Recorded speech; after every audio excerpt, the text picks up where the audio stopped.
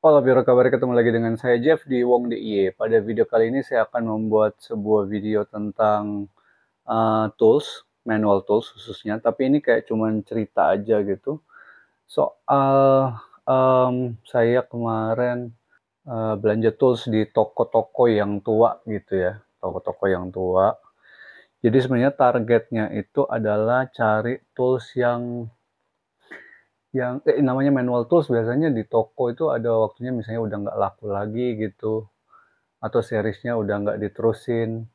Jadi saya cukup tertarik dengan yang kayak gitu. Jadi kemarin iseng-iseng aja saya jalan dan nemu beberapa seperti yang teman-teman bisa lihat di sini.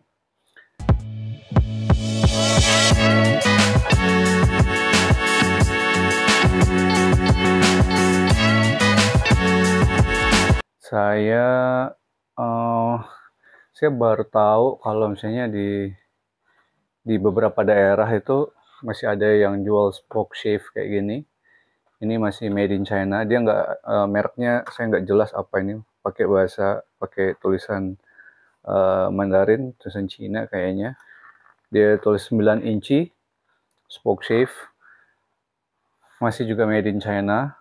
Jadi kalau misalnya kalau kayak zaman sekarang dia udah tulis untuk produk-produk dari Cina udah ditulis made in PRC, People Republic of China.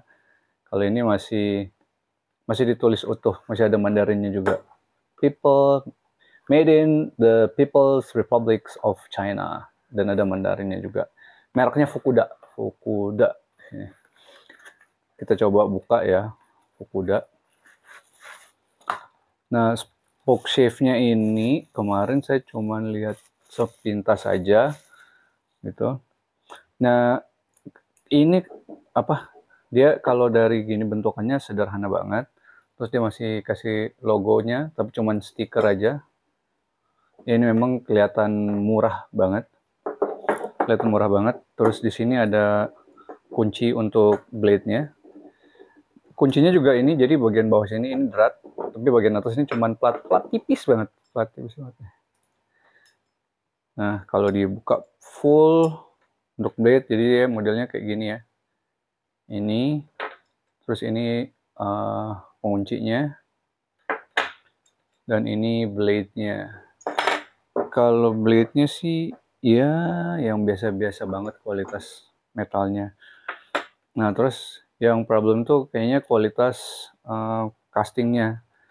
Jadi sebenarnya kalau kita lihat lebih lebih apa namanya lebih detail lagi itu di sini tuh blade-nya itu mungkin kayaknya ini kan casting ya, casting terus kayaknya dia itu di casting mungkin dua gitu, dua sekaligus atau satu, tapi ini di grinding manual untuk plate-nya ini di grinding manual, jadi ini kelihatan kasar banget kayak udah hampir corrugated gitu.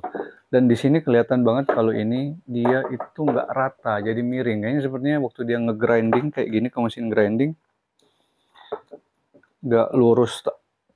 Ini juga kelihatan dari atas gini. Ini dia nggak lurus ngadep ke depan, tapi agak nyerong. Nanti ini perlu perlu beberapa works juga. Ini dari waktu di toko itu dari ada 4 biji yang saya lihat. Saya boleh milih waktu itu kebetulan yang jaga tokonya baik, jadi saya boleh milih.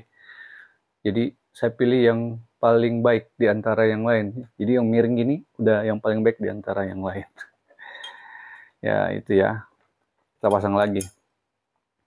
Ini nanti saya mau pakai buat misalnya ngerjain kayu, misalnya buat bikin apa dowel, ngehalusin dowel dari apa namanya atau untuk pinggiran-pinggiran kayu gitu, edgingnya mau kita ratain apa gimana.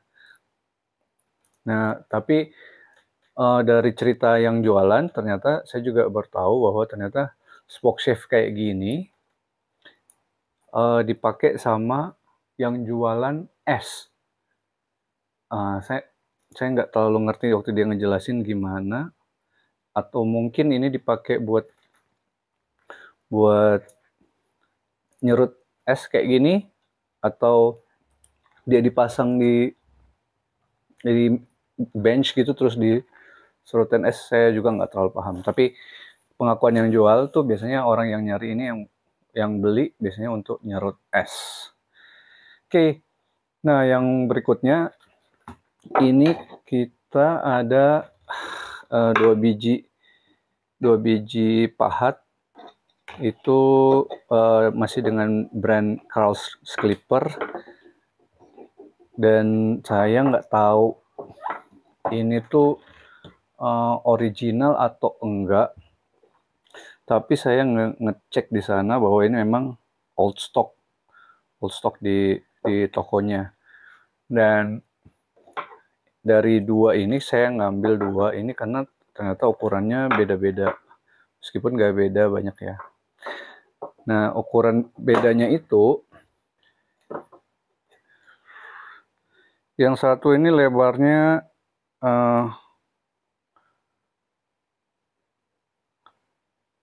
sekitar 7 mili, terus yang satunya lagi lebarnya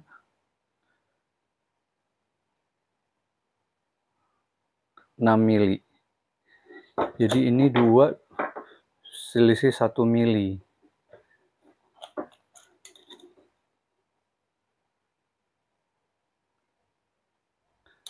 Yang ini malah hampir 8 mili sih sebenarnya. Yang satunya 8, satunya 6. Selisih 2 mili. Nah, terus selain dari lebarnya, ternyata dia juga ada perbedaan di tebal. Tebelnya ini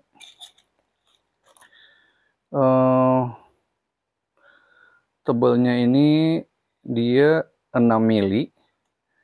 Tebal di sini 6 mili. Sementara kalau yang ini dia lebih tipis, cuman sekitar 5 mili pas. Jadi selisih 1 mili untuk tebal dan selisih 2 mili untuk lebar gitu. Tapi brandnya Carl Clipper. Untuk memvalidasi keasliannya ini sebenarnya saya nggak punya informasi lengkap bagaimana cara memvalidasi produk Carl Clipper yang asli dengan yang palsu. Di sini cuma ada stiker Carl Clipper di handle-nya.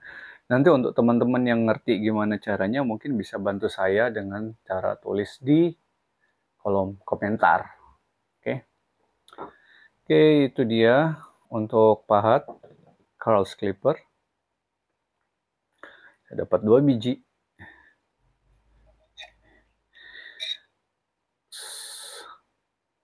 Saya nggak tahu juga ya kalau ternyata dia bisa ada yang beda-beda segini nih. Sebenarnya dia masih ada beberapa lagi ukuran yang lebih lebar ya. Tapi ya udahlah, ini aja saya nyoba yang kecil-kecil.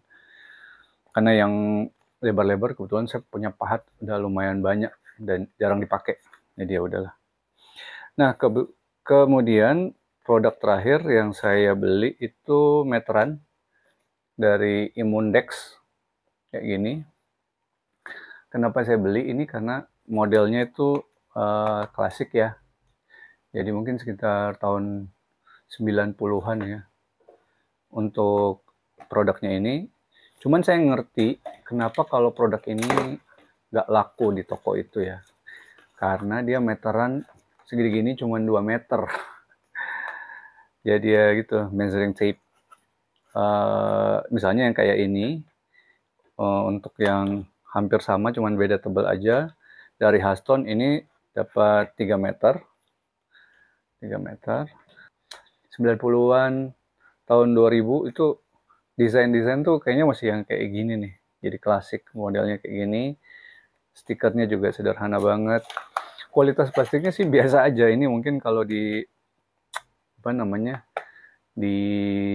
dilempar tuh sempet kelempar jatuh itu langsung pecah kayaknya nih.